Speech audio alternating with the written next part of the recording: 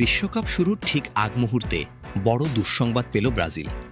মিশরের বিপক্ষে প্রস্তুতি ম্যাচে চোট পেয়ে বিশ্বকাপ স্কোয়াড থেকেই ছিটকে গেছেন ব্রাজিলের গুরুত্বপূর্ণ রাইট ব্যাক ওয়েসলি ফ্রান্সা।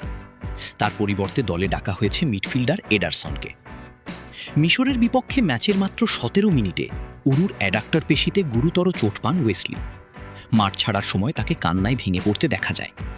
পরে মেডিকেল পরীক্ষায় নিশ্চিত হয় যে তিনি বিশ্বকাপে অংশ নিতে পারবেন না।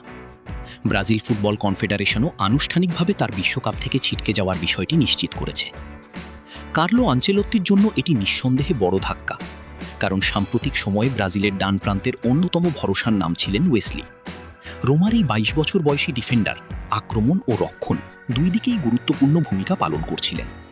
তার অনুপস্থিতিতে এখন ব্রাজিলের রাইট ব্যাক পজিশনে অভিজ্ঞ ডানিলোয়ের ওপরই বেশি নির্ভর করতে হতে পারে। তবে আনচেলত্তি চমক দেখিয়ে একজন ডিফেন্ডারের বদলে দলে নিয়েছেন মিডফিল্ডার এডারসনকে। ইতালিয়ান ক্লাব আতালান্তায় দুর্দান্ত মৌসুম কাটানোর পর এডারসন শুরুতে চূড়ান্ত স্কোয়াডে ছিলেন না, কিন্তু ওয়েসলির ইনজুরির পর তাকে জরুরি ভিত্তিতে দলে ফেরানো হয়েছে। এই সিদ্ধান্ত থেকে বোঝা যায় আনচেলত্তি হয়তো তার মিডফিল্ডকে আরও শক্তিশালী করতে চাইছেন, কারণ ব্রুনো গিমারায়েস, কাসেমিরো এবং এডারসনকে নিয়ে ব্রাজিলের মাঝমাঠ আরও ভারসাম্যপূর্ণ হতে পারে। অন্যদিকে রক্ষণভাগে ড্যানিলো ও অন্যান্য অভিজ্ঞ খেলোয়াড়দের ওপর বাড়তি দায়িত্ব পড়বে। সব মিলিয়ে বিশ্বকাপের আগে ব্রাজিল বড় এক ধাক্কা খেলেও দলটি এখনও শিরোপার অন্যতম দাবিদার। তবে প্রশ্ন একটাই, ওয়েসলির শূন্যতা কি পূরণ করতে পারবেন আনচেলত্তির শিষ্যরা? সেই উত্তর মিলবে বিশ্বকাপের মঞ্চে।